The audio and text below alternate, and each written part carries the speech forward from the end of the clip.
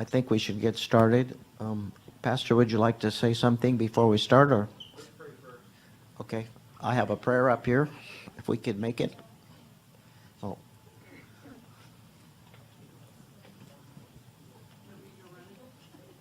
No, Donna's going to do it.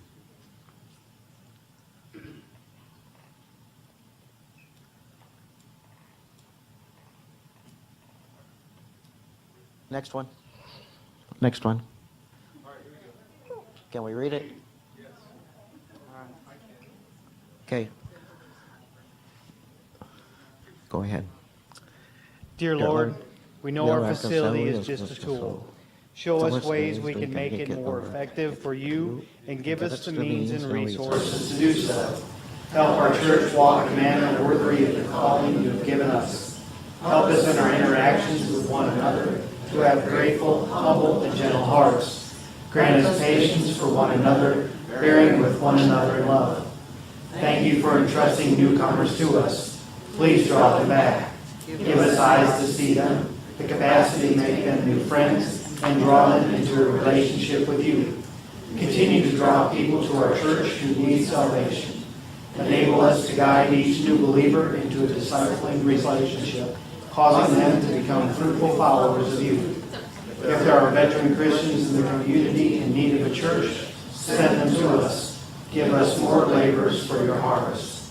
We know that church planting is the most effective means of reaching people with the gospel. Enable us after this session to make progress with our facility and our planning and planting of our next church. We ask this in Jesus' name. Amen.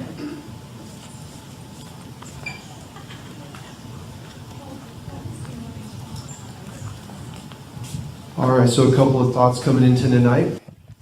One, our reason and purpose as a people has always been directed by our God. And it's been found throughout scriptures. Over the last 2 years, we've been highlighting some of these things and just thinking about these things. And we adopted as a whole church. We focused on, one, for us, our call is to know Jesus, to personally know who Jesus is. He invited his people to follow him one at a time. He'd go into crowds and just invite, he touched them and looked at them one at a time. And the goal of his disciples were to move across the entire face of the earth so that every person would have the opportunity to hear the good news, that they are loved by God, they are forgiven by God, and that Jesus is bigger than all their troubles, and that he has a place prepared for them. That's our reason as a purpose as a church. It's real simple. It's a source of joy and excitement in the lives of God's people, and that's what we do. The town hall tonight, I think we have one tonight and again in a couple of weeks. So if there's folks that didn't get to come tonight, have them, don't worry. We'll get to meet again in a couple of weeks. And if you want to hear it twice, come back twice. It's a conversation amongst God's people to dream God's dreams for us. It's an exciting time. We celebrate God's blessing of us. Over the last 2 years, almost around 70 people have joined this congregation. That's huge. There are churches that are 3 times and 4 times our size that don't have that kind of people joining them. That's an exciting thing. We celebrate God bringing his children home. We prayerfully begin the work of gathering the good information. That's what the town halls, we're sharing information. We're trying to gather some folks to help gather good information. And at some point in the future, we get to talk about this again and then look at all those options. And Mr. Hollopeter's worked really hard on this. Some people on council worked really hard on this. Mr. Crumble as well. And so, we begin the talks. And we want to hear from everybody because this is our community. This is our church. You guys started this 2 years before I got here. And you worked hard to get this place coming, and you invested a lot, and everybody has high levels of ownership here. It's a beautiful place for that. It's not a mega church where we just come as consumers. We own this place. This is ours. This is God's house for us. And so they've worked hard, and I'm grateful for all they've done. And at the end of this time, we get to see the options, and we're going to seek God's will, and then we're going to courageously take steps forward in God's will. Right now, we don't know what it is. There's all kinds of possibilities. We got to figure out what those possibilities are and gather good information. They're going to talk about that. But at some point, we're going to have good information. And with good information, we're going to trust that God's going to open our minds and our hearts to come to good decisions. That's his decision for us. Not my will or your will, but God's will. In fact, that's what Jesus said in the garden. He said, Lord, if you can take this cup from me, take it. But it's not my will. Father, it's your will. So in this whole journey, in the next months, you can always pray for the church. Say, God, open our minds and our hearts to discover your will for us.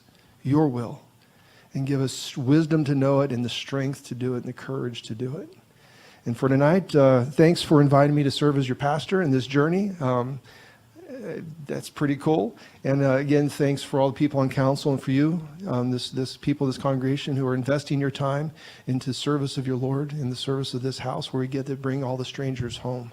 And that we will talk nice and listen nice and stay united for our Lord. That's about all I had to think about. Thanks for being here tonight. Here you go, Mr. Hollopeter. Thank you for your work. Thank you. Would all the council members stand up, please?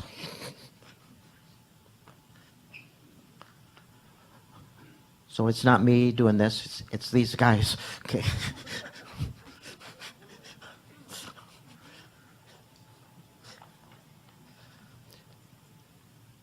If you remember, we passed a resolution at the congregational meeting that we'd form a ministry action team that would look at options.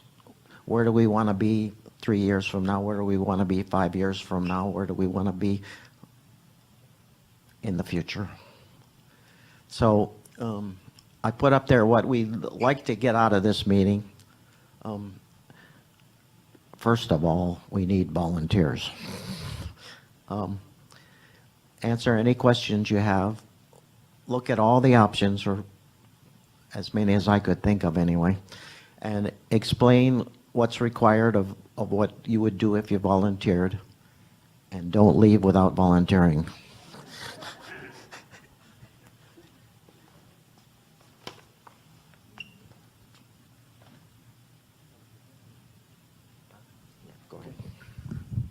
So let's start talking about the reasons that we need to start looking down what our path will be. Jesus has commanded us to make disciples. We are growing and we continue to grow, the glory of God. In the past 2 years, we've added over 70 members. So it's right about 7% annual growth. Currently, we're paying $70,000 annually for our lease, the space that we're in, the 3 sections. Actually, it's $72,000. They got updated. Thank you. Is that the best use of our resources? It's just a question that we need to ask. Next, we need to be a good steward of the financial resources that we are blessed with. We're currently experiencing space and parking constraints with our current size. The parking lot, for an example, was maxed out on Good Friday. Christmas, Easter, special programs don't accommodate well in this facility. We try to do a lot of stuff in here during worship, and it's cramped. I mean, we have a very active choir. We've got youth who are starting to be involved. So, I mean, these are just things that we need to think about. The council does not have an agenda. So just to be clear, I think everyone has ideas where they might want to be, but this is not about any of us coming up here trying to sell an idea. What we are up here is saying we need to think about what our future is, and this is the time for people to step forward and help gather the information from the congregation. It's the right time, and it's necessary that we discuss and explore our options for our future needs. Getting started. Strengthening the prayer life of the church.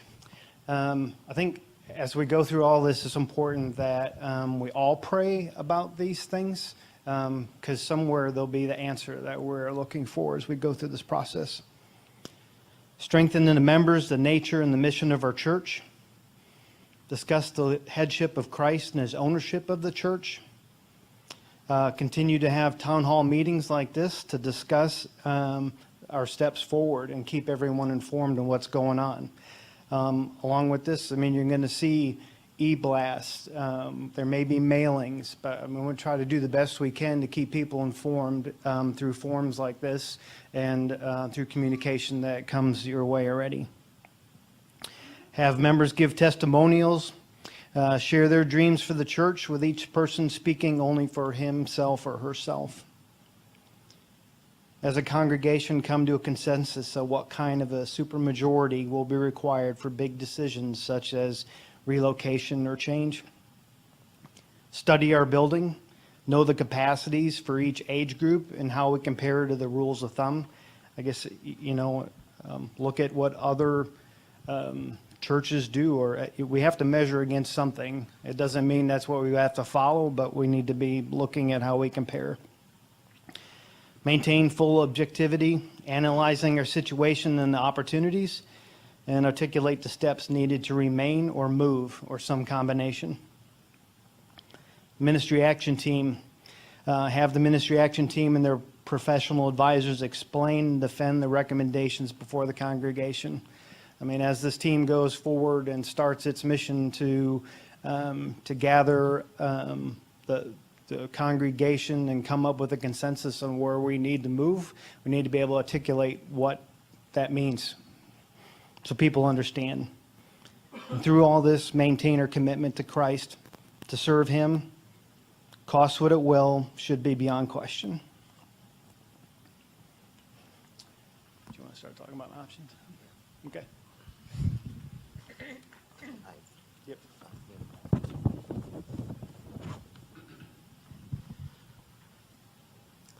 So I tried to think of what we needed to do to stay and what we needed to do if we wanted to move. And I'm sure there's other options.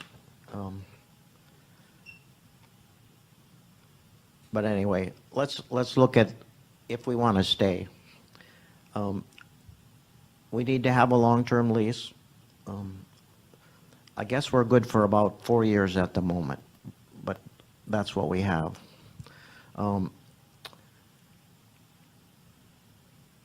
If we're going to stay, let's remodel to the glory of God. I've got some pictures and stuff coming up of just examples, but I think it would be fun to have a remodel project.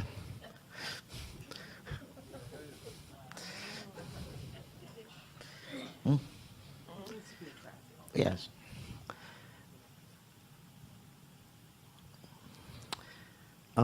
Develop worship options. When we were at Best Practices, a lot of the churches started having their Sunday school on Wednesdays. Things like that, okay?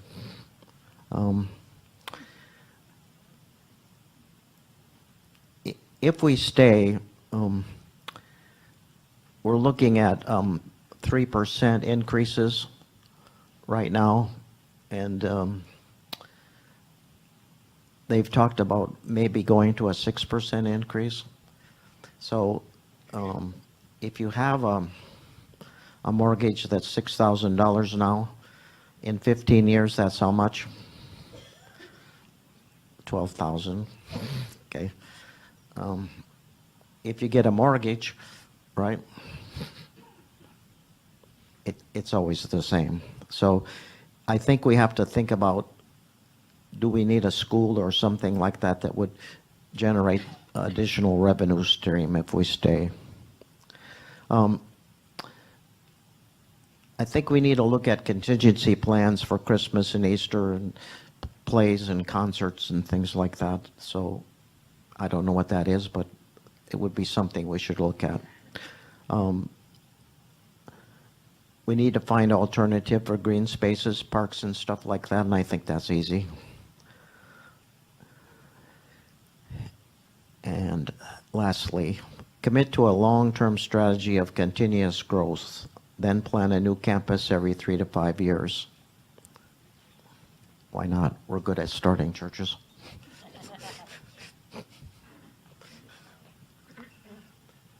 So I think those are the things that we need to address if we're going to stay. And in the next slides, I hope you'll think that's pretty exciting. And then if we wanted to relocate, what could we do? So I thought, well, we could partner with an aging congregation with an existing location. Our sister-in-law's church has got about 55 members, and they're just waiting for the time that they all pass away.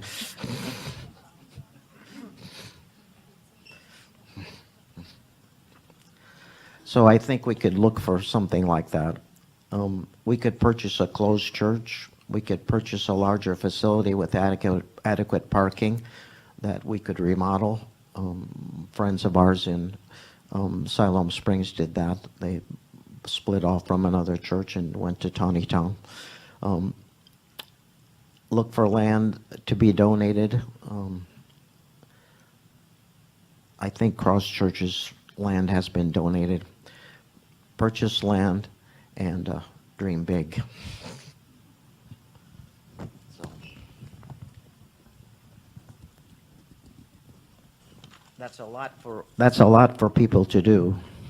So let's look what that might look like.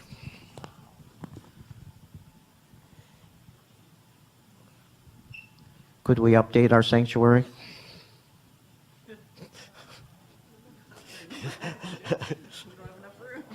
No, but we could put paneling on the walls, and we could do things that make it a lot more attractive. We also probably need a state-of-the-art sound system. So, what else? We could update our fellowship and our kitchen areas. Those are pictures that I found of kind of attractive remodels projects.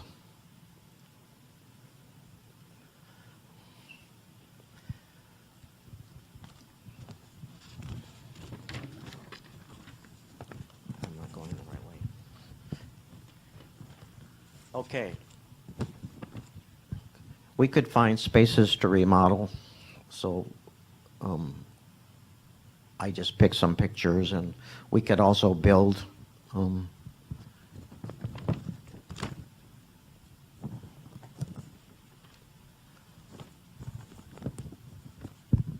okay, Donna.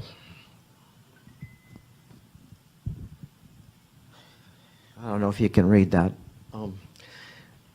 We would like the ministry team to form and start immediately. Solicit input from members and look at any other options that might be viable. Take a month or two to do that. Engage professional experts, interior designers, architects, real estate brokers, and so on. Advise council of the probable costs for these people. Explore the options. Spend time with expanding and planning congregations. All the churches that are good at it, go talk to them, see what they've done. Tap into experts available from the best practices. 2 or 3 of the sessions that I was in had people who had planted churches, had taken their churches and moved to another location.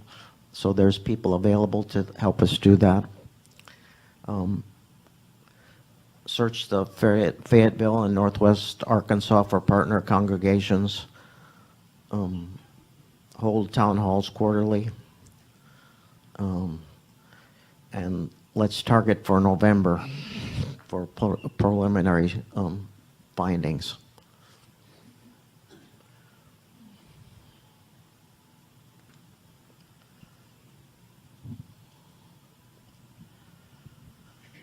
Here's some questions I thought we should ask ourselves. Where would you say our neighborhood is now in its lifespan, and where do you believe it to be headed?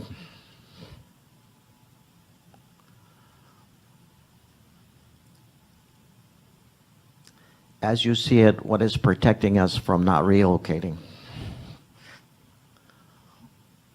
If we stay, will our grandchildren benefit from our decision? Or are we taking about keeping the doors open long, just enough time to bury us? Are we currently reaching sufficient members of residents in our community? Is there any evidence a few minor adjustments on our part would enable us to reach them in the near future? Is there reason to believe that the current residents of the community are open to being reached by us? Can you name 4 or 5 aspects of our plan to reach this community? And finally, working with interior designers, real estate brokers, architects, designers, the material action team will try to give you a picture of what it will look like if we locate and a mental picture of what it would look like over time if we choose to stay.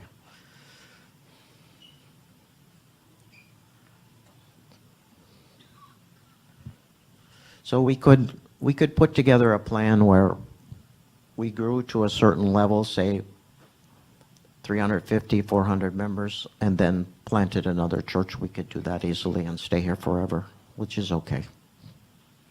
So I'd like to now open it up to questions, and you can ask me or any of the astute council members.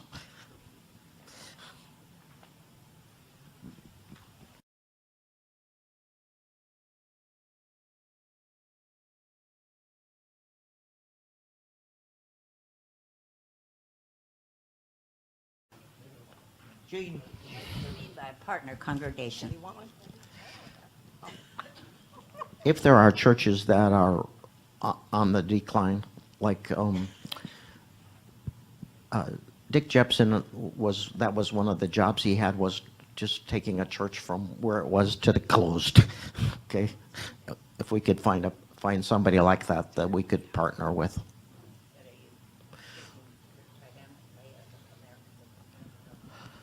No, I don't think it would make any difference. She wondered if it would have to be a North American Lutheran church, and I don't think so. Yeah.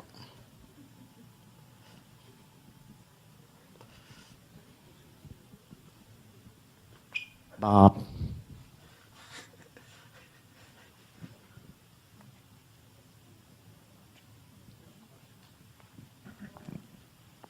What is our current membership?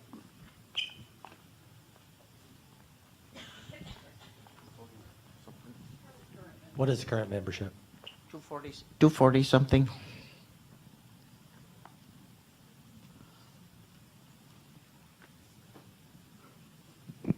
To follow along with that, what is our percentage of worship attendance?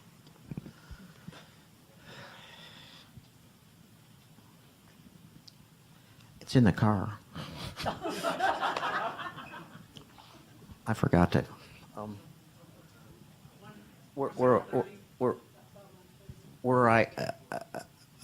about 145.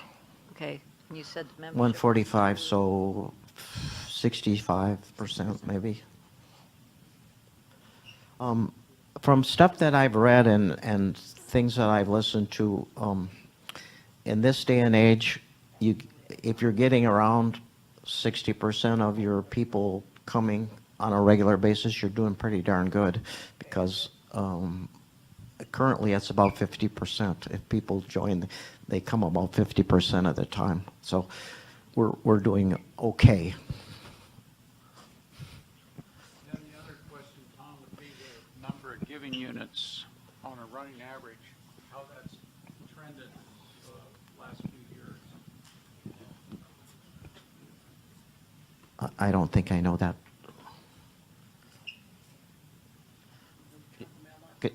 Yeah, can you write that down, Don? How many giving units do we have, and what's happening there? I don't know. Among the 70 new members, when we talked with them about what drew them here and what were some motivating factors that encouraged them to join? What were the things that we were doing right now that encouraged 70 new members in the last year or so? Friendly congregation. I'm one new member, and that's it. And the pastor.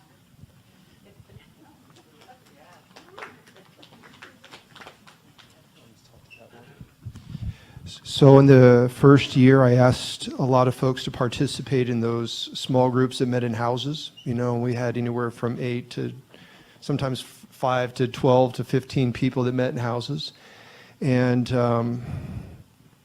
so on some of the ones that had been joined, those 70, Some of that happened afterwards, like in the second year when we had passed those.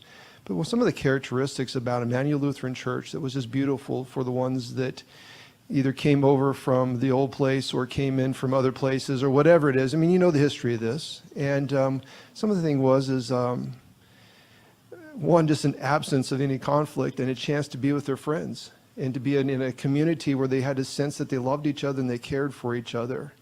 And that's been felt by just about everybody that comes, including myself, even in the call process. You know, I got to watch how people really cared about this place, and you invested into this place, and it matters. And so that kind of a community is attractive to people that want to have a connection to God through a group of people. And so the beauty of this place is that we notice people frequently when they come in. They have to work hard to leave here without saying hello to a group of people.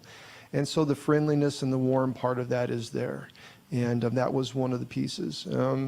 I don't want to say the other part because I don't want to not be, arrogant and full of myself, because all the glory goes to God. However, your pastor has not screwed this stuff up for whatever, you know what I mean? Like, there were people that were waiting to join here, but they were waiting to see what the new guy was going to be. They really were. And that's the reality of some of it too. So some of those 70, it might puff our numbers up and feel, but they were just, before they were going to join the church, and they kind of wanted to because they love people here, they just wanted to see, well, what was the new pastor going to be? And so that was part of that. They like, in some of the questions I asked, like, what brought you here? And I might have to dig that stuff up and post that over the next couple of months. So between now and November, we can see some of those things. But what brought you here is also a sense where you could hear God's word. You didn't have to apologize for it. We were focusing on the word that Jesus gave us. We were focusing on the call of God. And we weren't so much concerned with being in different parades and different organizations and doing all that other stuff, right? You want to do that, do it on that time. Here, in this place, you just gave God thanks and praise. And in this place, you heard God's word. And it is true to what we could be as Lutherans as we could potentially be. And we pray for that even now. Right? So that was another attribute that was here. But really, you are the reason that people come. When you take time and notice people when they come in the doors, and when you sit with them, you talk with them, and when you accompany them in the joys of life and the sorrows of life, that is just being a community of faith. And some of the folks that have joined, you can find out. Some of the ones that are sitting in here, Vert's clan is here, Densberger's clan's in here, Beaver clan's over here, New clan's over there. Yes, Trudy Geese's clan's there. We have a number of them sitting amongst us right now that joined. Some of them were waiting to see who the new guy was beating. I think the Bedke clan was waiting to see if the new guy was going to mess it all up or not. But, there was, but they are us. They are us. And going forward, how can we preserve this kind of a culture where we stay noticing people? That it's not a corporate place. We don't come in here and get the best sermon, the best music, and the best show on earth, and then go home and we drop a few of our spare changes in there. No, that we have a place where we connect and we get engaged with God's call and reason, purpose for us to exist as a people. How can we keep that culture? At the same time, by being God's people, they're going to draw us in.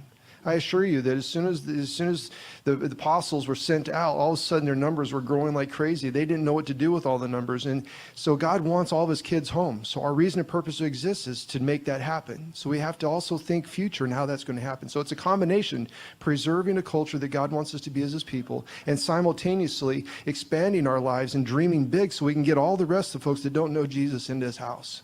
If not here, some church in Northwest Arkansas, but someplace. And we have our place to carry, right? We have our niche in this world. And so some of the things that we get to talk about, that last paragraph on there was one of that we had. Can you put the things back up there, Mr. Scanlon? The last, yeah, so just the last picture that we saw before we went to that other screen. So forward. One back. Whoop. Just one back. All right. So for us, where we're at now is, this is a time we get to dream. Whether you stay and dream or go and be, whatever it is, this is a chance of dreaming time. This is not a decision night. We are not making decisions tonight. We will not make decisions on the 15th. We are in the information gathering phase. That paragraph is beautiful, right?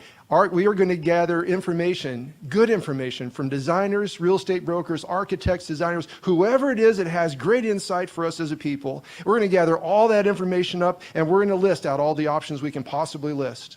We're not going to decide which one. We're just going to gather all the possibilities we can. So if you have options, you got to let the ministry action team know what those options are. And then get a picture of what all there's going to be. And then at some point in our future, we're going to look at all those options.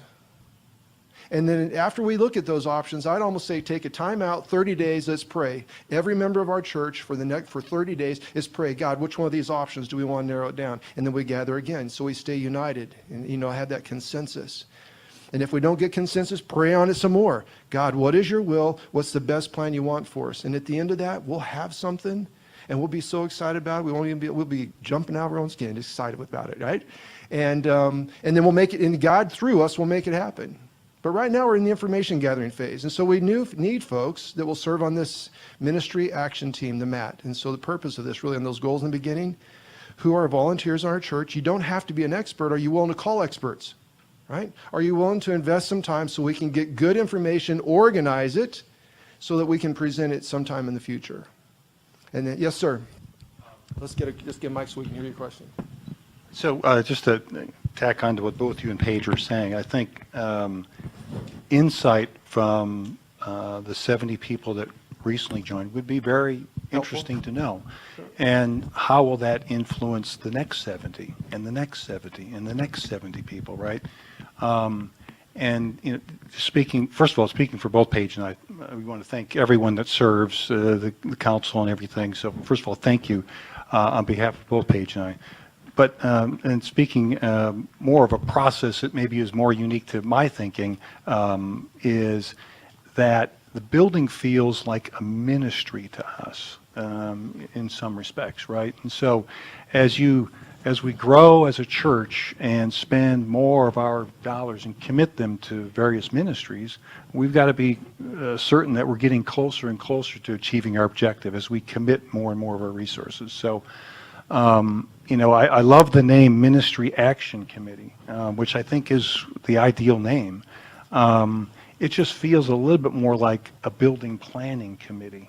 And I'm just wondering if, and admittedly with family commitments that we had this past 5-6 months up in Minnesota, we may have missed some of the communication, but I would only ask that now is the time to list all the things that we can do that would achieve what you say every Sunday at the end of your sermon, right? And the building, whether it's rented or built or whatever, that's one of many things that we do. And just, again, speaking for myself, I grew up in, churches that if you build it, they will come. That was kind of the philosophy, right? And it was a beautiful church and people would come and get filled and then you'd build another church, et cetera. And so that's definitely one method of achieving what you say every Sunday. But I would hope that the action committee what are some other things, the best practices that are shared down at Phoenix? Are there other things that people do? Is a plant church not necessarily a building, but a rented space, right? Does that give you more nimbleness? Does that give you more flexibility? Does that, Dale is the closest to the numbers. Does that give you the freedom to adjust when things don't go well, right? And because nothing's certain when you try these things. So I guess, sorry to ramble on and on, but first of all, would be happy to volunteer.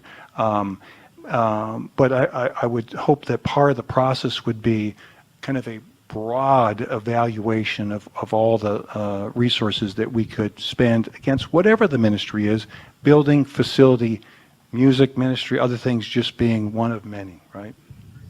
And I think what you said is great, because that's part of this is we need volunteers, because different people representing different aspects in their lives, where they're at with their families, where they're at in their careers or in their careers. It brings different perspective and the questions to ask that are important. And that's what we're talking about here. We need to gather information, and we need a team. The Ministry Action Team is going to go throughout a fact-finding mission. And it's you say the building, but we said in the beginning too, this is just a tool in what we do, but it does affect all those other areas, and it's important we ask those questions. And that's why we want And, you know, we talked about this in the congregational meeting. The council's talked about this quite a bit. This is the best way to do that, and it involves the congregation in that decision-making process and the discerning where we go. But I think the strainer is what you say on Sunday, not the building. Is how it feels to me. The building is the tactic, not the strategy, right? And Exactly. So, and it fits the strategy and it fits the ultimate goal. And so as long as all of the ministry options are vetted, so that when we have to make choices, because at the end of the day, it is choices. We make a conscious decision to de-emphasize this ministry and emphasize this one for whatever reason that is supported by what we think we can take, you know, the insights from the 70 people that have joined and the next 70, the next 70, and the next 70, right? It's a finite amount of resources. So I think within that context, the evaluation can really be spot on. So thanks.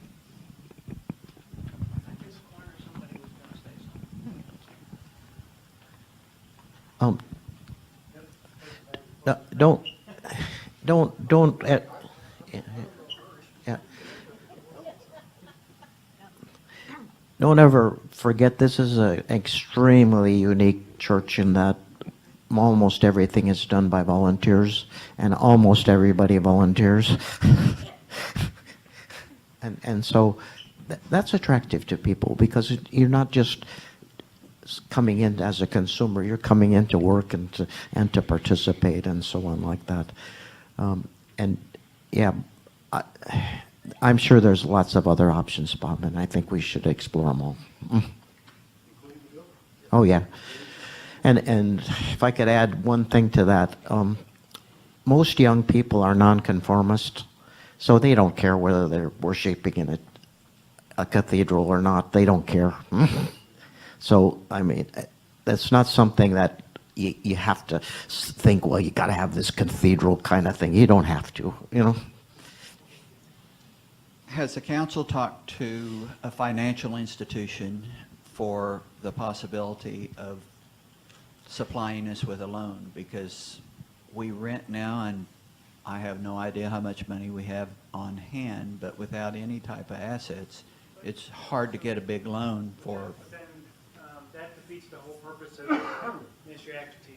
We haven't even decided as a church, do we want to go in that direction? If we do, then we start asking those kind of questions. But if that's what the council did and we came in here, hey, we've already explored this, then we're giving you the idea that we already have a predetermined outcome of this thing. No, I don't disagree. All I'm saying is, Yeah. if you are thinking about going out and purchasing land and building or buying somebody else's, that you better have access to some financial lending abilities to be able to. I think that's what part of the team would have to.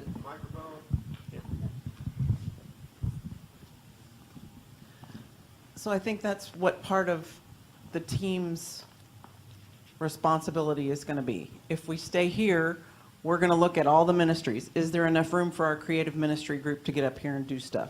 Do we have enough Sunday school rooms? What can we do to make this attractive when people walk in the room, et cetera, or walk in the door?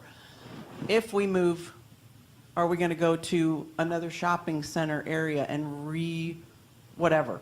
Are we going to build? Are we going to, so that, I think that's what we're trying to do, is that team would gather the ideas, and then part of that would be, here's what our options are. And if this church decides, hey, we need to buy this lot over here on the corner of Zion and Joyce because it's optimal and we can build a great building there, then we need to look into funding. Right? Is that, I mean. Sure. I'm just saying, if you don't have that option, you can't use borrowing the money. And I was also going to say, since I own a real estate company, I'm a principal broker.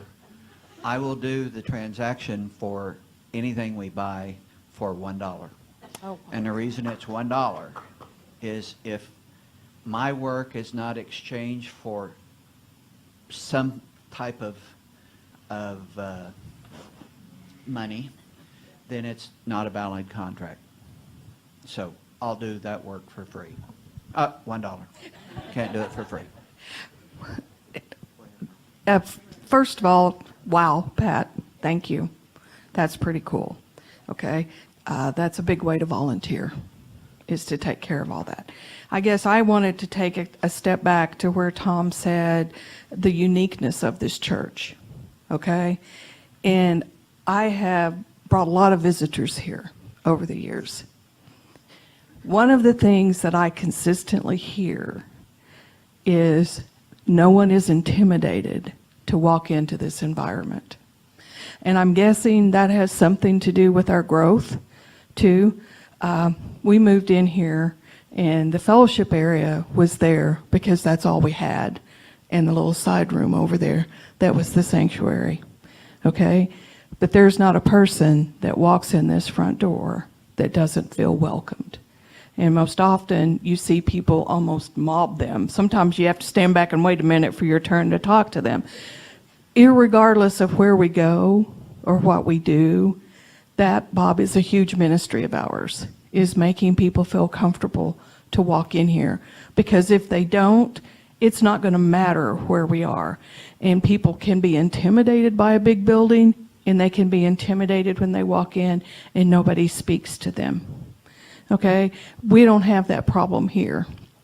So wherever we go, we can't lose the Holy Spirit touching someone when they walk in that door, because that's what happens, because this church is filled with that. Okay, and I feel it every time I come in here. I feel it tonight.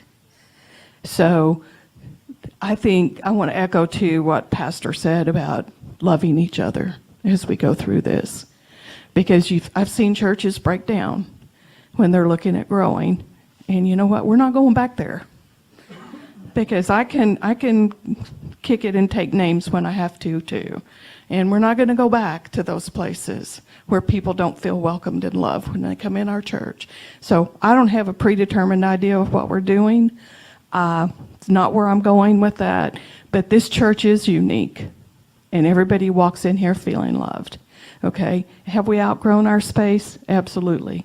Our kids need a place to run and play. Our youth need a bigger area to have youth activities. I'm more concerned about taking care of the people that are called to come in here and talk to God, whether that's a ministry or what that is. And I think that's what we have to keep in mind as we move forward, is no matter what it looks like or where it is or what the professionals say, if God doesn't say it and God doesn't put it in our hearts, it doesn't matter. Or it's not going to matter to me. Okay? So we are unique. I don't want us to lose that no matter where we go or what we do. I appreciate all the work that everybody has done to get us here to have that conversation. But it's about loving each other and loving God. So that's all I got to say. Thank you, Melanie. Yeah, I was just going to piggyback a little bit on Bob's comments.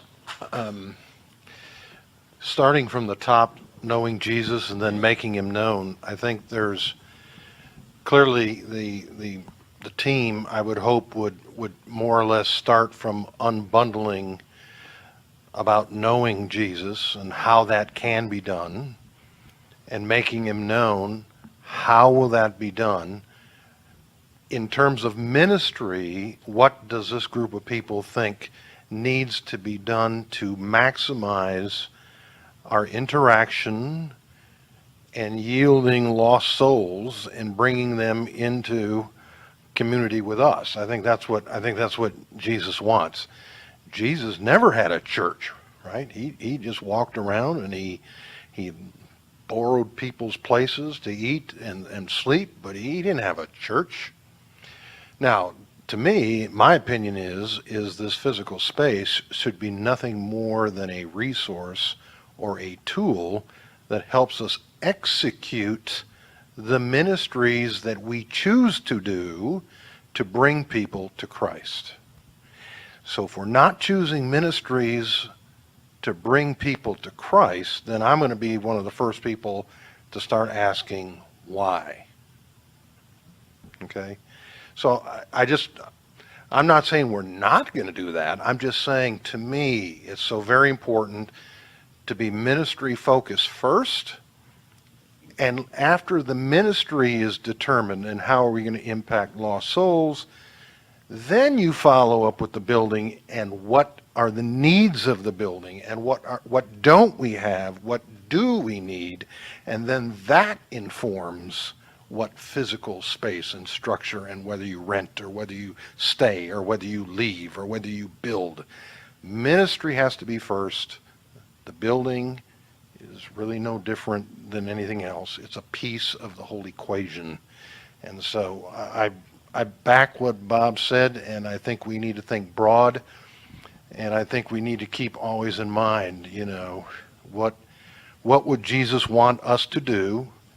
We know what it is. It's the Great Commission. We need to go out there and make that happen. And what resources do we need to make that happen? It'll be more than a building, but a building will be a part of that. So, or buildings, exactly. I mean, every time I drive to work, I see that big IGA over there at, what is that, school and in 15th, and I'm thinking, we could really impact a lot of people if we had that and we partnered with a bunch of other people who thought like we did to potentially feed and house and spiritually nurture people who need it. But that has to be a part of a dream. And I'm big on dreaming big, but I first think we need to dream small. And dream small means that we all have to be focusing on what we each and individually can do each and every day to show the love of Christ to everyone. And then based on that, you dream big. That's all I have to say. Thank you, Craig.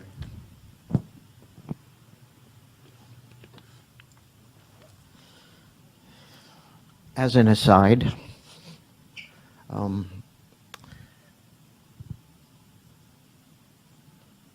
as far as knowing Jesus is concerned, we've discussed this in council and talked about it and said, how do we make ourselves a learning congregation? And so, rule of thumb on things I've looked at and read and stuff is that you have one small group for every 10 people in attendance. So that means we should have 15 small groups. So we have about 6 now. So there's things that we have to do that to move ourselves forward, okay? And we're going to try to do those things. So anyway, lock the doors.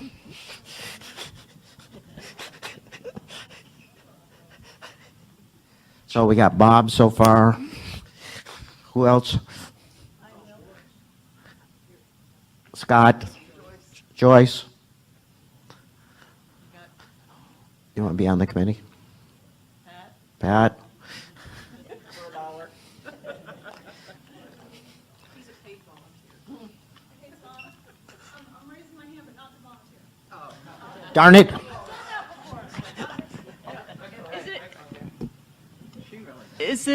Is it important at this time for the standing committees to each send a designee to be a part of this committee?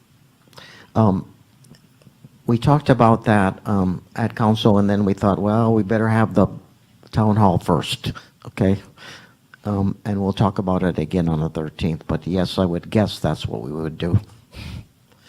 Okay, but we'll meet and talk about it on the 13th.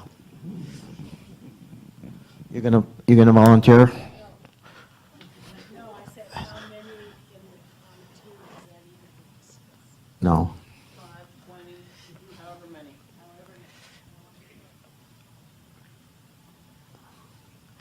The more people, the less work. You don't want it to be too big, then you'll never reach a decision. But you don't want it to be too small, then everybody has to do too much work. So I would guess 8 to 10.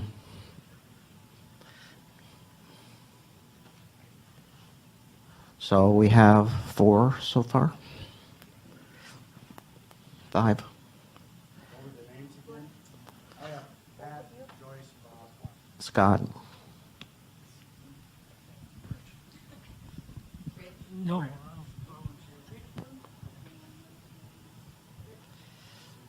Okay, that's good. Excellent. Okay, unlock the doors.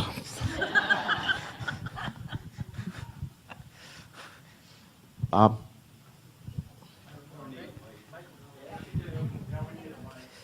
You need a mic.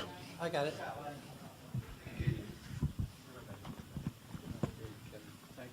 I'm glad to see that paragraph that's up there right now. What you just said, Tom, working with interior designers, real estate brokers, and the size of the committee, et cetera, large or small. Huh? Okay. I think it's real important. Heard what Pastor said today. I remember back when we had visiting pastors, we had an acting interim pastor, we had pastors 1 week at a time. Each and every one of them walked out of here and said, man, you feel the spirit here. It's so obvious. That's pretty special. But here's where I want to tie it in and just implore. I know you're going to do this, so it just may be a redundancy, but I think this MAT committee should be made up of, in large part, here. You know, we're referencing interior designers, real estate brokers, architects, and designers. Maybe there's one of those that aren't here tonight. But God gifted this church with the most wonderful gifts you could ever imagine. I'm looking and I see farmers and professors, nurses and doctors, and everyone is accounted for. And so this MAT, nurses, I said that, but I mean, small business owners, large business owners, I could go on this. We're filled with God's gifts. And I think bigger is best in this case, Tom. You know, there's so many skills and so many skill sets that no matter what we do, you know, an aside, here's an editorial. This is aside, doesn't tell my whole heart. But I don't have the sense of urgency that has been, I commend you all for what you're doing. It has to be done. But I don't have the sense of urgency. I think there's things we could do on that first slide, right down that left-hand side, that we could do. And take a little pressure off of parking, take a little pressure off of this and that. You know, I won't go into details, but, you know.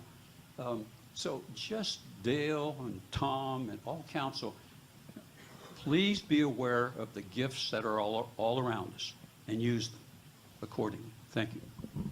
Thanks, Bob.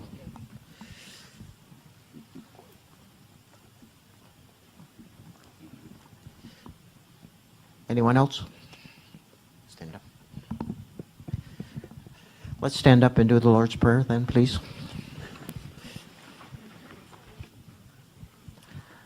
Our Our Father, who art in heaven, hallowed be thy name. Thy kingdom come.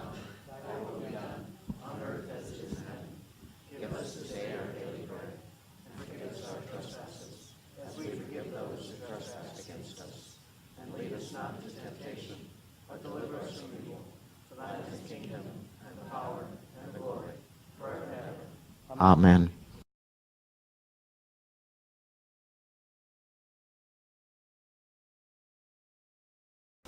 Now we'll just open it up to any questions that you would like to ask.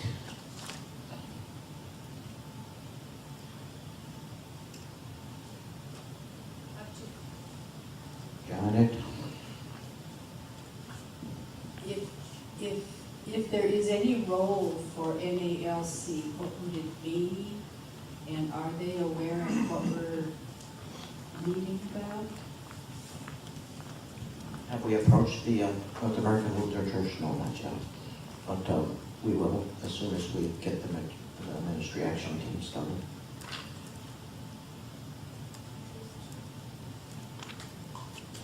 I think Sue had some questions.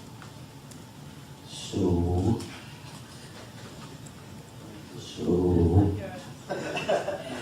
Okay. Do we, in anticipation of, do we have money within the budget that we can start putting away every month towards a goal, whatever that goal may be, do we have enough money that we can start putting away a portion of that, which would be a good idea in anticipation of what a ministry action team might be coming up with, right? So to answer that, from a budget perspective, we haven't specifically done that on a monthly basis. But what we have done with our surplus the last few years is put away $140,000 so far of surplus in our budget, so. And we continue to do that when we have surplus every year? or Absolutely, yeah, whatever? we do it at the end of the Good. year, Good. and that's after we commit, because again, our budget is set up so that the outreach things that we choose to do, we still fund them within the budget, plus the additional giving as a percentage of what we do. So we take care of those other things first, and then we have just put the rest away in savings. I mean, but that's what it's for. Good. And of course, last year we had people give some significant contribution for what they put as a building fund, so it's sitting there right now waiting for us to decide how we might approach what we're going to do. So all is about almost $150,000 sitting there right now. Great. And the other question I have, it doesn't depend so much on the building. Okay, I'm wondering, what are we doing right now to reach out into the community? We have had people join us, but most of these people have been connected to somebody else. We have lots of opportunities up and down Zion, it's growing, but not only, what are we doing to reach out into the community? Let's not wait for a building to be done. Maybe we have to look at those things in partnership with the ministry action team, because we're pretty much a self-contained congregation. That's my only thought. And just because you have the building doesn't mean people are going to come. No, I think that's a point. I think it's something that we need to think and ask ourselves as well, because quite frankly, my answer would be to you right now, and I speak for myself, we're not doing anything. Because we don't evangelize. And that isn't Dale either, so he's not going to go out and start knocking on doors, because that's not what I'm comfortable doing. So we have to work as a congregation as well to identify those things. But we need to talk about that and how does that fit in. And if we brought in 50, does it fit? I mean, do they fit in our current space? I mean, well, let's bring them in. I'm not disagreeing, but I mean, this is we need to talk about it, because no matter what happens, none of these things will happen next week. We can't do any changes in here that fits 10 more people in here next week. It's a long-term thing, and we need to think about it. So 3 to 5 years doesn't all of a sudden creep up on us, and we haven't planned at all for that. But you bring up a great point. As a church, I don't feel like we've done enough to figure that piece out. The way we're organized and the way our Constitution is set up, it's very inward focused. Okay, it is not outward focused. Okay, so the organization right at the present, the way it's constructed, is inward focused. Okay, we've tried to build into Christian Ed that we have invitational events when kids do things that they invite people to go with them and things like that. So we're kind of switching around toward reaching out, but we've done a terrible job. Okay, and the only other thing I was thinking, when you approach Cross Church and Fellowship Church, you're going to get a lot of other ideas to doing things. So, along with the building, we have to also be open to changing some other things, adding to, which is the same thing as reaching out into the community. Yeah. Thank you. Other questions? I know that Bob wants to say something.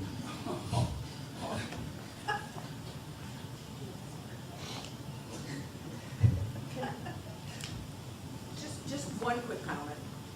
And I know we're growing, and that's wonderful. And we're bringing up things like Christmas, Easter, and all that when we have a big overflow. But even churches that are bigger than us have the chairs set up in the center aisles and overflow out there too. So, we you're doing the right thing. We really need to think about this, but not do anything emergent. And not based only on Christmas, Easter, yeah. No, I just think that that's part of the state plan, is you have to have those kind of contingencies in place.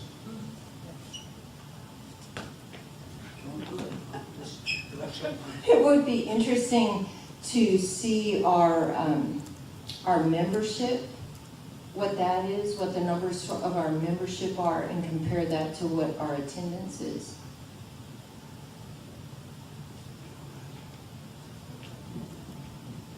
$269, $150.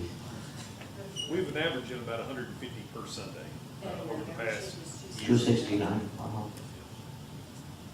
I think on But we Easter, have some unbaptized babies, so it's gonna go up a couple right away. Yeah, we've been averaging about 150 per Sunday, and I believe on Easter we had, what was the? 315 between the two services, so it was pretty crowded. But like you said, it's 2 to 3 events a year. We can't base upon our whole future upon 3 events a year, but also at the same time, we have to look at, if we continue to grow, we can't grow any farther this way. There's a business over there now. We can't expand this building any farther. We can't go that far anyway because there's a business over there. Can we use the space we have more effectively? Yes, possibly. If we increase the size of the, I can't even think of the word for this room now. Sanctuary. Sanctuary, thank you. If we increase the size of sanctuary, we're gonna have to lose space somewhere else. What are we willing to lose space to go to a bigger sanctuary? Don't know. Where could we move stuff to? Don't know. That's where really the whole point of this meeting is to present a little bit of information we have. The council does not have any agenda as where to go to. Really, the whole point of this meeting is to find members of the ministry action team to look at coming up with ideas. The slides presented here are just ideas of what we can think of off the top of our head. The ministry action team, they come up with something that is a hybrid of this, may come up with something completely out of left field that fits our needs so much better. But really, that's the council can't make this judgment based upon what needs to happen with the church. The church needs to make this decision, and that's where the ministry action team is trying to get members of the church to join this, to basically have a meeting together, come up with ideas, poll the congregation, talk with the congregation, present ideas that are not coming from the council, they're coming from the congregation themselves. So that's really what this whole meeting is about. It's trying to get people excited about the prospect of, do we stay here? Do we change something here? Do we move? What do we do? Come up with ideas. I mean, there may be something that we don't even have a clue about right now that they come up with in 6 months and say, hey, that fits our needs perfectly. What do we do that? But that's what the whole meeting, this point of this meeting is trying to get members on this ministry action team to find ideas, because we don't have all the ideas. Anybody else? I recently came up from Central Arkansas. There is a church down there that hasn't really grown up in Northwest Arkansas, but was very, very successful of planting new churches. Like just every 6 months, it seemed like they were planting new churches. And it was really neat to witness and kind of be a part of while I was down there. A lot of times they started off with a space about like this, but what they did have was teams of people. Sunday schools were broke up into small groups so that they could be on Wednesday nights, which I know has been kind of brought up. And one of the biggest things I saw, though, is when they got the younger people to come in and bring their families, they had teams for kids. Their outreach was being very active within the youth. And when I've talked about people and shared, where I go to church, I've heard, oh, I'm Lutheran, what church is that, and they're going to fellowship right now. I couldn't sit there and say there's a children's program here that's going to make your kids want to leave fellowship. And when I had that discussion, it was probably the week before your wife came up and said, what are you doing? Can you teach Sunday school? And it was like, okay, I can't acknowledge a problem without being willing to be part of a solution. And the building can be as big as you want, but I think it's a bunch of people willing to step up to the plate and come up with more ideas than just what the church needs to look like. It's what do I need to look like in the church. Thank you. Excellent point.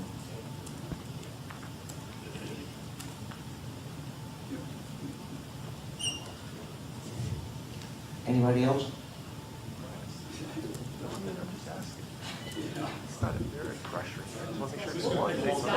Just so you know, he's got notes. I'm dangerous when I have a week's notice, or 2 weeks. I was here for that other meeting, as I see other faces here also. And I just want to second, the geese, you all know the geese. Yeah, Joe and Trudy. Well, their son, Andre, and his wife, Marcy, I specifically asked them when they came over to church, why? Because he was a buddy of mine, good shepherd. And I said, why are you not here? And he said exactly that. It's because their 2 little girls, adorable little girls, are growing up, and they have a ton of facilities for children over there. And so, anyway. All right, bear with me. I wrote out some thoughts, and not questions, just some thoughts. And I'm going to read them with my 2 pair of glasses on because I have weak eyes. Don't really. I was just thinking, don't get in the sun. You're getting on fire. Okay, I'm no different. Oh, first of all, this is kind of cool. And everything about this church, I'm no different than any of you. You're here. We were all planted. You know that? We were all planted. Even the big guy back here. We were all planted here. So now we're talking about potential being planted in. Right, yesterday's daily devotion, I'm usually a day behind, which is standard. It was so perfect. 2 Corinthians, I believed, therefore I have spoken. With that same spirit of faith, we also believe, and therefore speak. That's pretty cool. Okay, here's a question I want to ask. You don't answer this, but this rambles on, but there's about 3 things I'd like to talk about. Trees, change, and MAT. All right? Trees. An old Chinese proverb. What is the best time to plant a tree? 20 years ago. How many? 20 years ago. Quiet, Bill. I didn't ask you. Old Chinese proverb. Best time to plant a tree, 20 years ago. Okay, that's the best answer. Okay, you have it.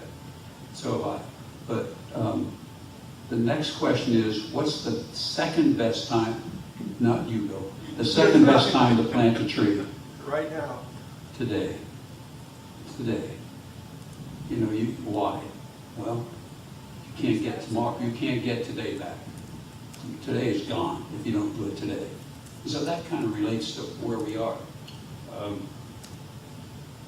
And this is, that comment was made. I wish I would see more council members here tonight and weeknights and everything else, but this is a compliment to you all, this process. Tom, your leadership as president-elect, what you're doing here is commendable, and the onus does fall back on us. And we have to accept that. You guys are doing a good job. You're thinking this thing through. If you waited till today and the lease is out tomorrow, we're in a lot of trouble, And so I've heard Bill talk about this for a couple of years. My first question is going to be, hey, what does $7,200 buy us out in the community?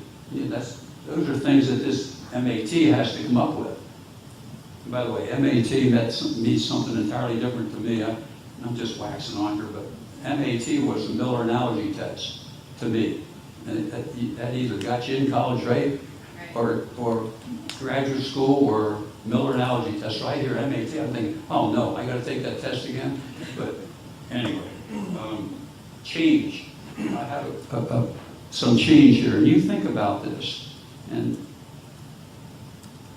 our whole society is change. It's a society that's filled with change.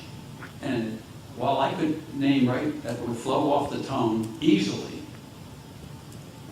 you could come up with 25 more. And there's generations of difference here.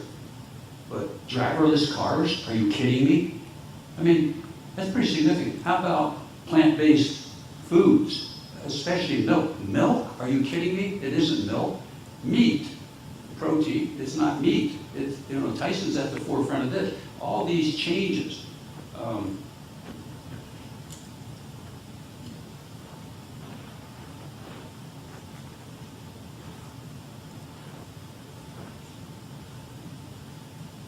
Anyway, and I had a little note to myself too. I was just writing, what goes around comes around. Now, I'll date myself, I don't care. But, it used to be that I could lay in my grandmother's house at Hazleton, Pennsylvania, and listen to the horse-drawn carriage. And they also had milk trucks, but they had horse-drawn carriages on a cobblestone street. And it was such an unbelievable sound. But what were they doing? They were delivering milk. And now, what goes around comes around. We're getting milk and everything else delivered to us now.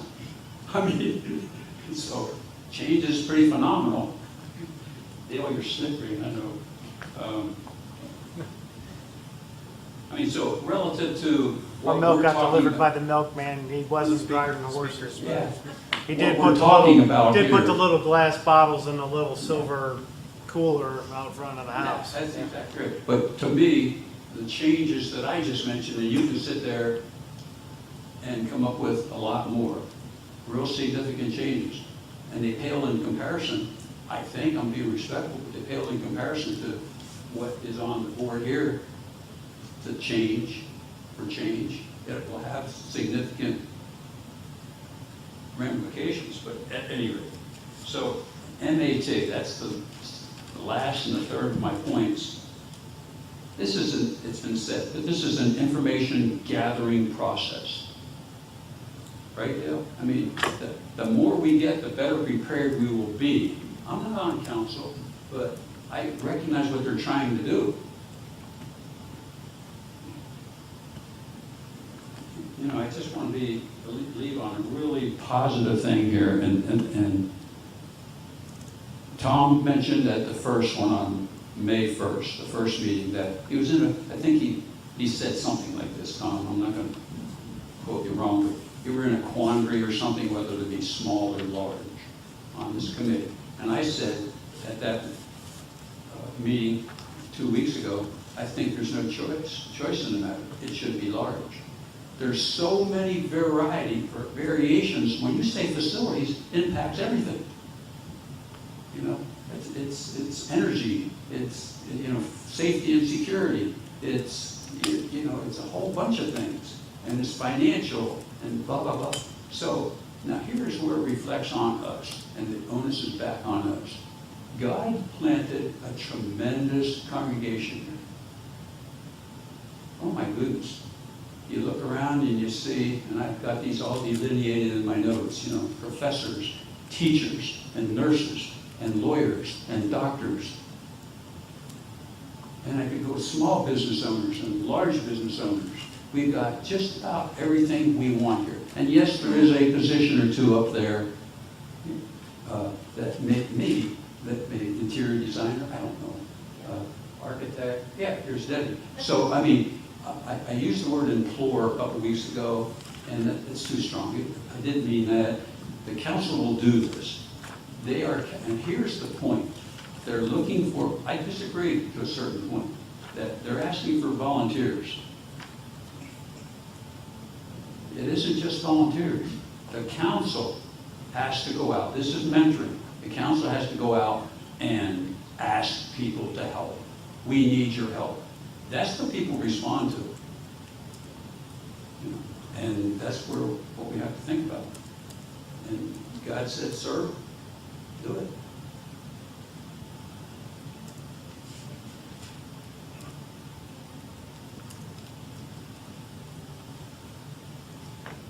Just the level of expertise in this congregation, it floors me. It's just great.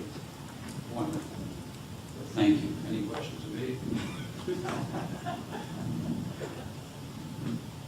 Thank you, Bob.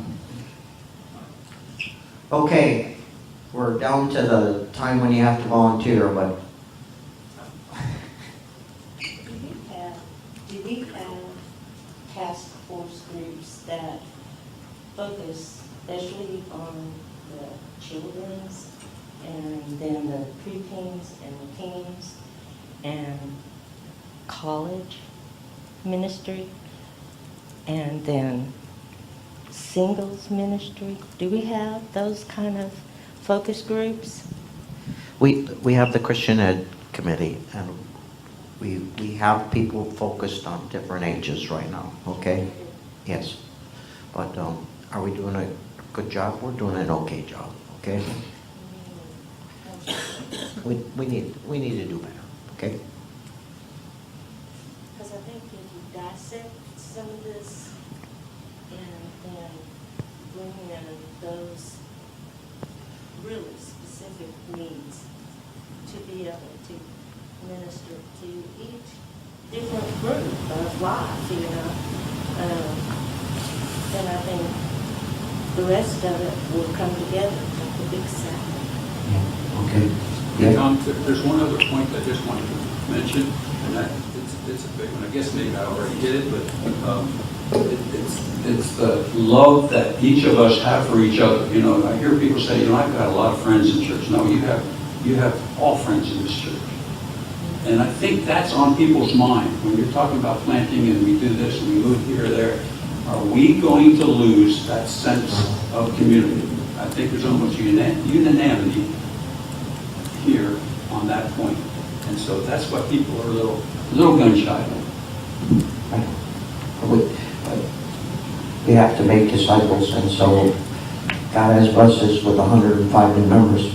There's no reason to think we won't have more, okay? And we are a loving, welcoming congregation. We'll get more.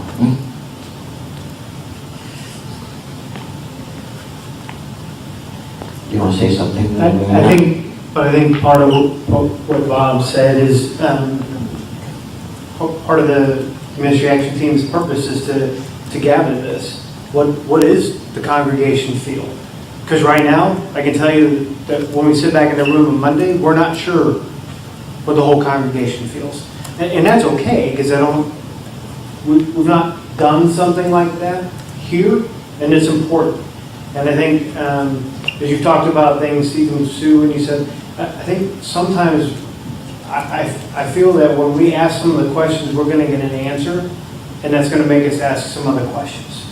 Because you may not expect it. It doesn't mean it's bad, it's just that, hey, this is not something someone's thought about. And that's why it's important to have a good cross-section of people that are on this. And this is going to be their only focus. You know, that's going to be their commitment for at least 6 months to do the due diligence, to ask the questions. And if it brings up answers that makes us ask more questions, then that's what we need to do. So we go down the right, whatever that path is, and we choose it wisely and as a congregation. So I got a couple of things to do before they go into the request for volunteers to help. As these months come along, think about what is it that you like most about this place, and what do you think would be gained or added to or lost by staying or moving or any of the options. Like what's your greatest joy of this place? What's your greatest fear of this place? And you would just start thinking, God, with those thoughts. When people come in here, what's the greatest thing that they love about this place? And the visitors that come in, and at the same time, what are some of the things that might be missing? And for us as a church to consider, okay, our reason and purpose to exist as people. So pastorally, I don't have a lot to say about which building. To me, a building is a tool, right? It's a place where we can do God's work. We want to be attractive so that when people come, that they experience God just by the environment.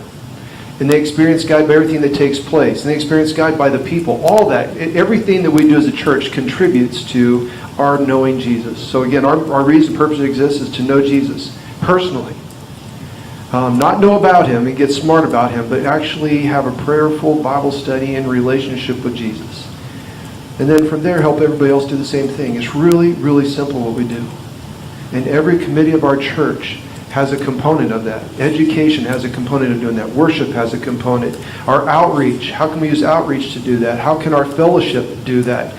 Our finances, all of our finances, how our buildings. So everything contributes to our knowing Jesus and our helping other people find Jesus. To have someone we know and love, or some stranger that was walking by, and we found out later on that they don't experience heaven for all eternity because we didn't reach out, that'd be kind of sad. So how can we do this better and have a heart for our God who has a heart to do that through us? So we are his hands and feet in this world. So that's what we're about. And the gift of that is when people know that we're trying to love God and then they can actually see as we love each other. Because it's really hard to be a loving, kind person if you're not connected to Jesus. If you don't have his energies to do that, you can't do it. I mean, you can't have a light bulb glowing unless it's plugged into the power socket. So for us, it shows in here. We do have a love for God. We do have a love for each other. And how many more people are looking for that? They're looking for a place to come home. So how can we be that church? Now, I don't know the outcomes. I mean, I really don't. Do we stay? Do we multiply and have another church start? Do we find a... I mean, all the possibilities, there's a number of them. I don't know. But I know that we can pray for the ministry action team so that they can gather good information. I mean good information, all the spectrums. Their job is to gather information and present it. They're not presenting us to make a decision. They're just giving us the information so we have good information to make a good decision.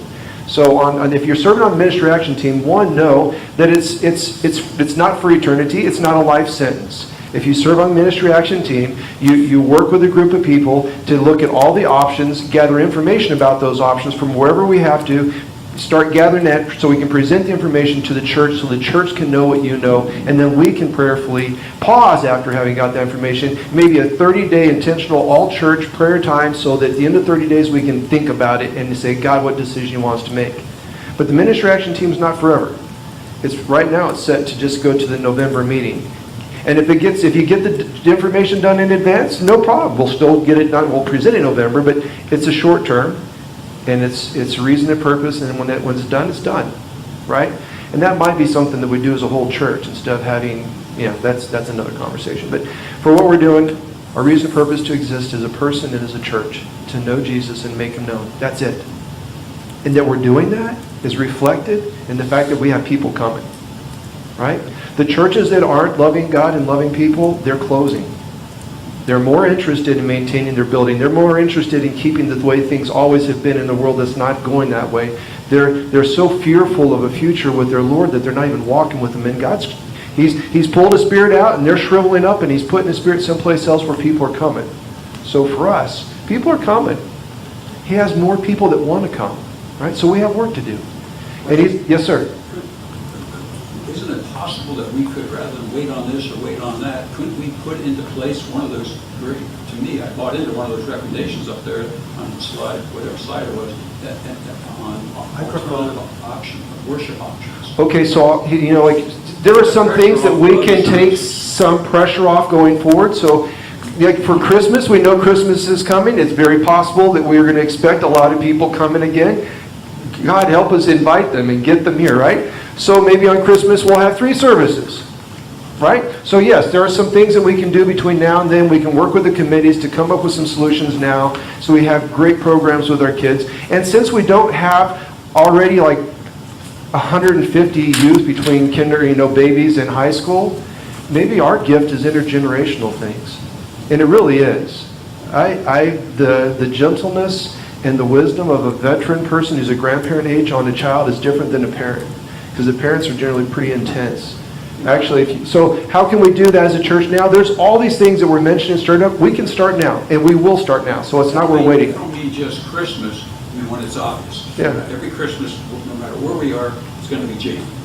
Every Easter, I mean now. We start a Wednesday night service. A Wednesday night now? Just an alternative time that maybe, Sue and I were in Eau Claire, Wisconsin when they had a drive-in. Eau Claire, Wisconsin, there was a drive-in movie, a drive-in service. That took a little pressure off the Sunday morning 8 o'clock service and the later service. So I'm just saying, can't we have, you know, Good news is when you dream, your wife, I think, serves on the worship committee, so you have an in. You can say, hey, honey, can you bring this up? And she can bring it up, and we can talk about it. But again, the church is done by us, so any good ideas we have, bring them up. I mean, stir it. Maybe it won't happen, maybe it will. But anyway, that's to the committee level. Just on my side, I'm going to end with this. My reason and purpose as a pastor is to do what Jesus commands me to do. So I'm to teach and to preach according to his books in his ways. That's it. And I'm to try to love him and love his people best I can. And when I mess it up, beg for forgiveness. So I mean, that's, I'm delighted to be in the call to serve him. I'm delighted to serve you guys, you ladies and gentlemen. You're my family. And so as we go through this prayerfully, we'll ask him in your prayers, God, help us dream your dreams.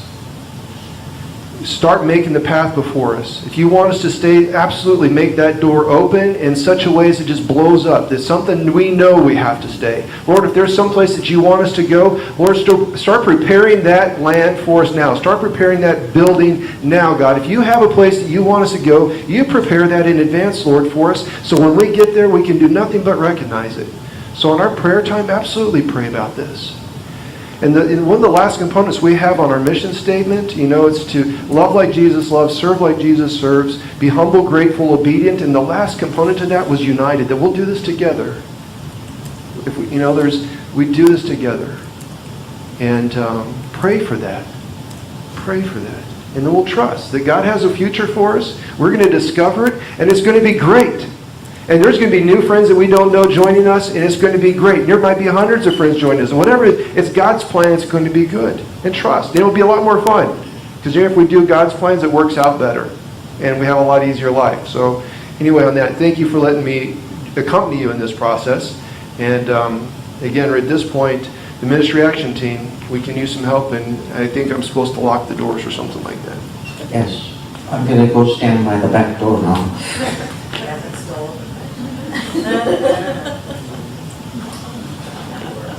So is God calling you to volunteer?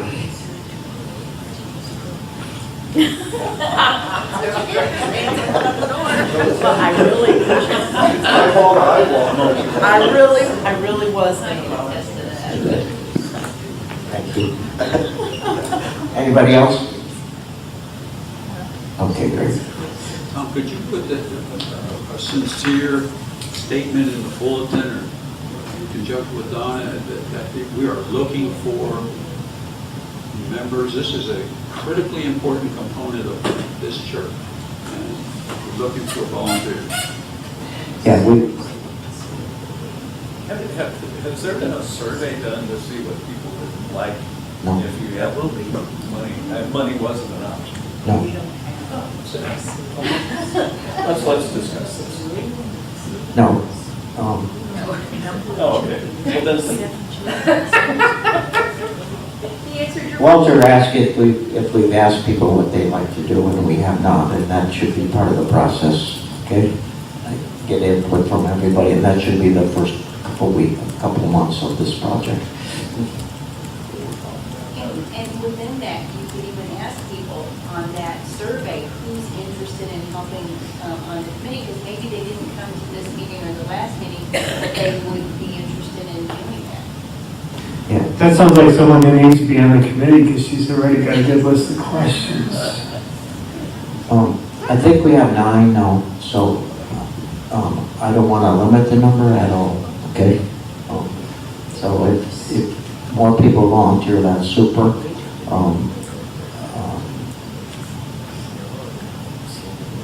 And we can do whatever we need to get 5 or 6 more, whatever it takes. Okay, anybody else? Tom, Yeah. I had a point. I'm looking at our list of people that we have so far, and it's a very old-oriented list.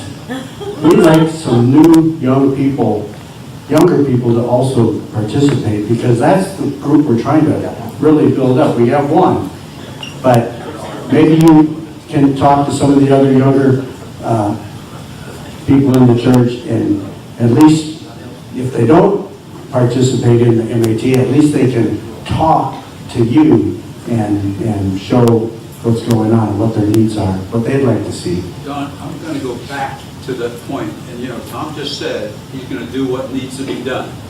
But I'm going to go back to the point that here's this young person, whomever you think a lot of, and they would be a great contributor. They don't know, they don't view themselves that way until you take them to lunch, till you sit here and stay after church with me, and we want to talk to you, and you lift them up in that process. So I'm going to hang on my hat on the fact that certain members of this congregation, council, people have to be asked. We can do that.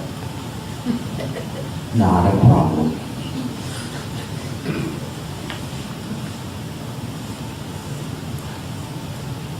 Well, I've asked about 75 people, right, so far, right? Okay, so we have, yes. So we have 9 now, which is an excellent start, okay? So I Are you appreciate. gonna put those in the bulletin? You want me to? Yeah. I don't want to know what they are. Yes. So I can talk to them. I can read them off. Yes, of course. He has it. Don You have them? will do that. I have them. Here. I think she has a question. Yes. I have the list here, at least of the first 7. Okay. Richard Bumsgard, Joyce Carlson, Paula Johnson, Bob Cronin, Scott Pilcher, Pat Storms. And now we have Elsasser and Elsasser. Elsasser squared. One of the things that I was just going to mention, kind of to a couple of the points that I heard the ladies that are here make, and maybe another way to involve people. And one of the things that I've seen is the teens that I've seen get involved in the church and bring in younger people.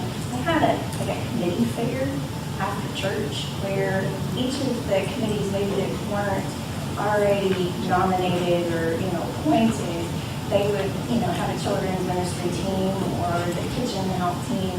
Been involved with the parking lot team where people come out with signs to welcome people, or if it's raining, bring an umbrella out. So there's so many different ways that people who don't normally see themselves as volunteers can get involved to be volunteers. And another way for it just to be informative, but yet the pressure's not on. You just have kind of some balloons, maybe some cookies and drinks, and a smile behind the table, and it gives people an opportunity to find out more. Thank you.